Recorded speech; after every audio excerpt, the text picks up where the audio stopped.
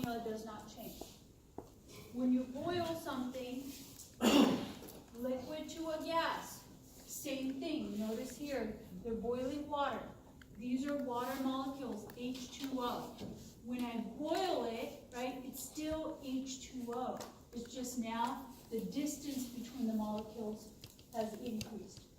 So you're not changing anything about the actual chemical formula.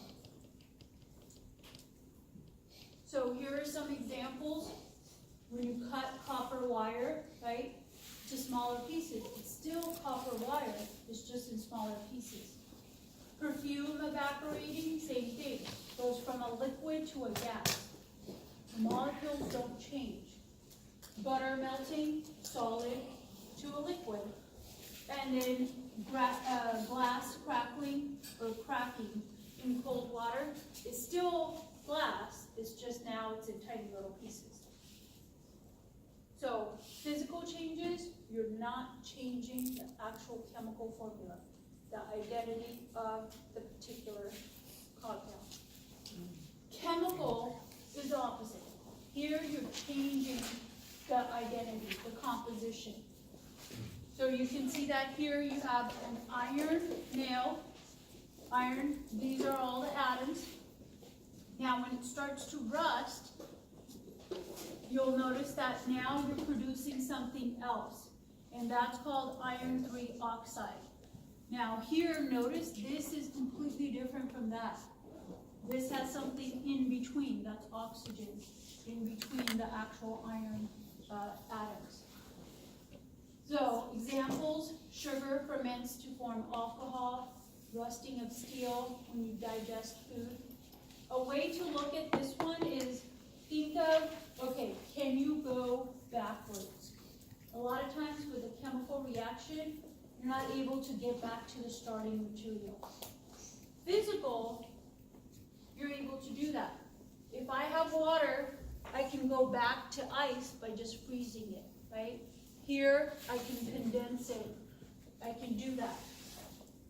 Now, this one's going to be a little bit harder, right? Putting the copper wire back together, but it is possible. I just need heat to do that. This is going to be hard to collect, but let's say it's a closed system, it's a closed area, I can collect that perfume again. I can make the butter solid again by doing what? Putting it in the fridge. Yeah, putting it in the fridge. I can reform the glass again, so you're able to go backwards with these. Not so much with this. Digestion of food. Can you go back? No, most likely not. That's just gross. That's gonna be, no. I mean, it So- takes a while, but doesn't it grow food? Yeah, but I'm just thinking literally, like, trying to do it. It's not, it's gonna be way too hard. So when we're talking about chemical changes, right, you're going from one substance to another. You're changing the identity. The way we represent this is through chemical reactions. So we actually show this, but we don't show it in, like a paragraph form. It's just straightforward in a chemical reaction. We start off with the reactants on the left-hand side. We use an arrow, and then products on the right-hand side. So the reactants will be different from the products, and that's showing that chemical change.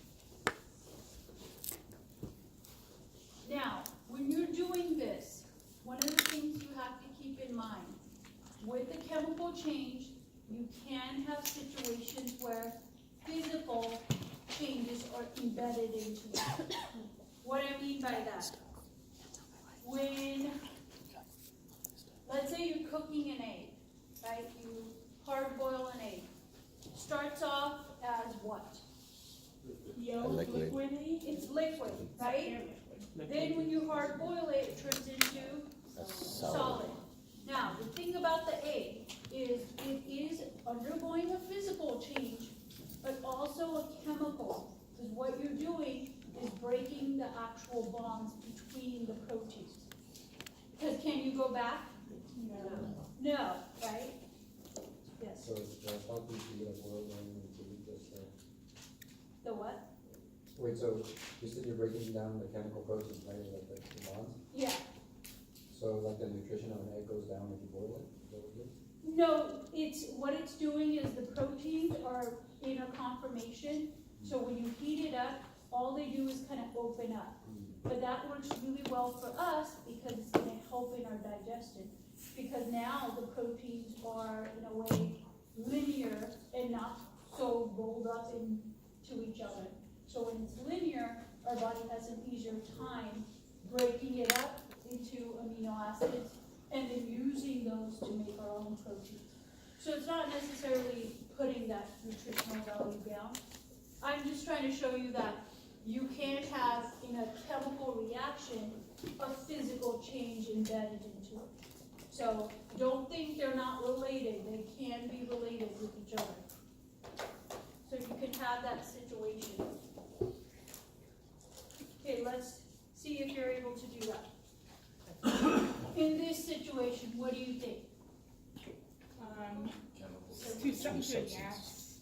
It's a chemical change, because notice here, these are together, and then you have two of them paired up. But then now it changes to this. Notice the pairing, how it's paired up. You have one green for every two blues. So you have a very distinct relationship between them now. So this would be considered chemical.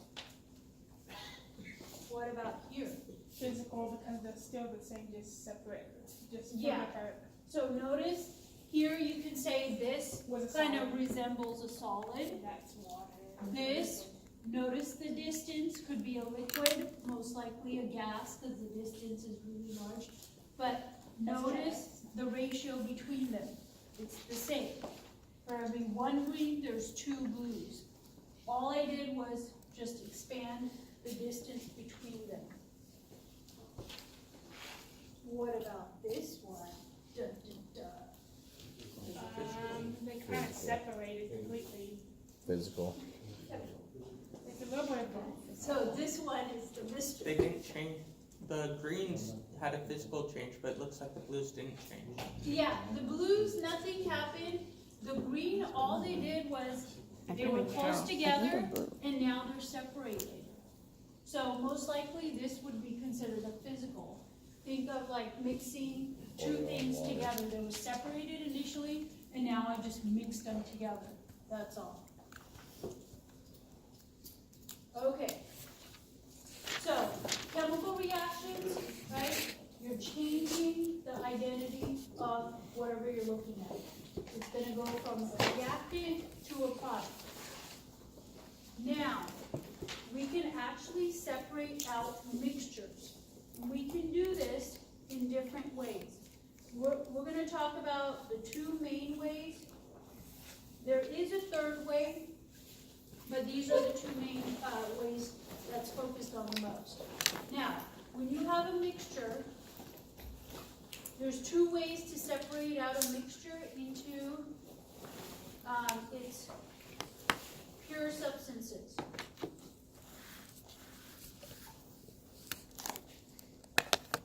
It depends on the actual physical properties when we're looking at this. First way is distillation. Now, this method is normally when you have two liquids together. If you have two liquids together, so even though I'm pregnant, let's say I have alcohol in here. So I have, I don't know, vodka in here. So it's water, don't worry. Okay, so I have vodka in here. Now, We gotta do some experiments. if I have vodka in here, it's just vodka mixed in with water. Drink it straight, right? Not exactly straight, but just diluted with water. Now, I have two liquids in here, right? Both are liquids, so it's gonna be really hard for me to separate them just by, hoping that, oh, there's a separation. You can boil It's a it. heterogeneous. Distillation. So what we're gonna They do have different levels of boil. is take advantage of the boiling point. Now, alcohol boils at 78 degrees Celsius. water at 100 degrees Celsius. So when I set this up, this is how it looks. This is a very basic model of distillation. So what you do is, you have the mixture in here, you're gonna boil it. Now you need to control the temperature, yes. Because in chemistry 101, we actually do something like this. Not in 101, you see this more in OChem. Well, actually, no, we do have one experiment, but in 102 you do this more in organic chemistry, because you'll be dealing with alcohol. I do this in my So here you have a mixture of the two. You want to control the boiling point. You don't want to go past, let's say, 90 degrees.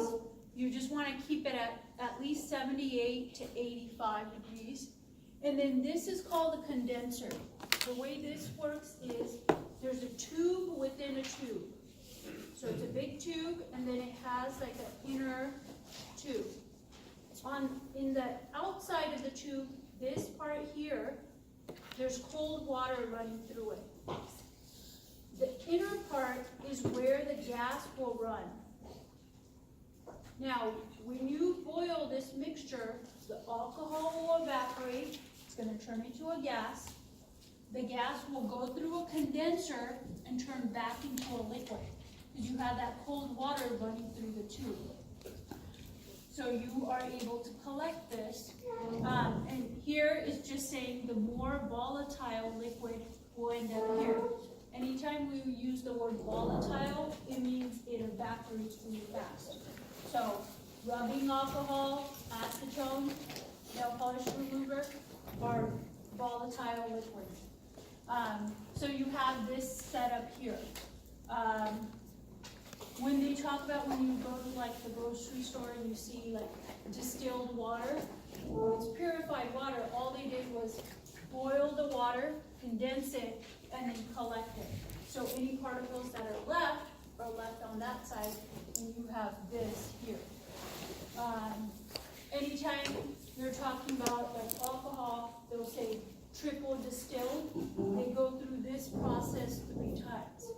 Now, in industry, this is going to be in a massive kind of scale. It's not going to be this small. This is in a lab setting that's, scaled down and everything.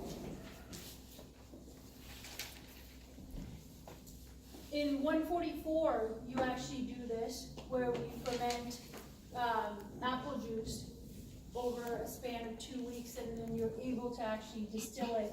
We do double distillation, and we're able to get a really high proof, above 180 to actually, you don't drink it, but it's a high proof, high percentage of alcohol. I'm not going to be teaching you next semester. Well, I'll have a kid, so. But normally I teach that in the spring. Okay, so distillation, you're taking advantage of the boiling point. You have 2 liquids. You turn one to a gas and then condense it back down. Filtration, this is a more common method that you may do, probably not on an everyday basis, but kind of. If you make coffee, if you think about it, right? You have the coffee grounds, you pour water through it, right? The water will get filtered through, but the coffee grounds stay on top. For this one, this works really well when you have a solid and a liquid. So here you have to have 2 separate states of matter. You can't have them the same. So here's an example. We have a solid and liquid. We filter it through. There's normally a filter paper there. And then it filters through the funnel. The liquid will come out from the bottom. Solid stays on top. So this is a very common technique that you'll see. So there's 2 ways to separate out mixtures. There is a 3rd way. It's called chromatography. That you see more in organic chemistry. But you see it a lot on TV, like CSI or something.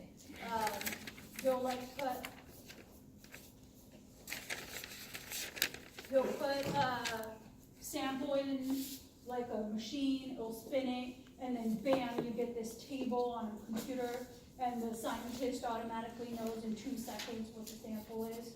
This is not possible, but, what it's doing there with chromatography is comparing your unknown substance to known substances and seeing how they interact.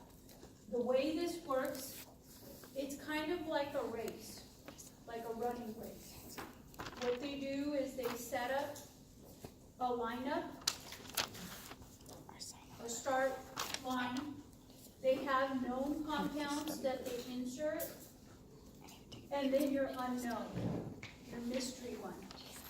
And what they'll do is see how the known compounds and the unknown interacts with a liquid. It's a particular, we call it a solvent. It runs through this plate, and the plate has something else on it. So it has like, let's say,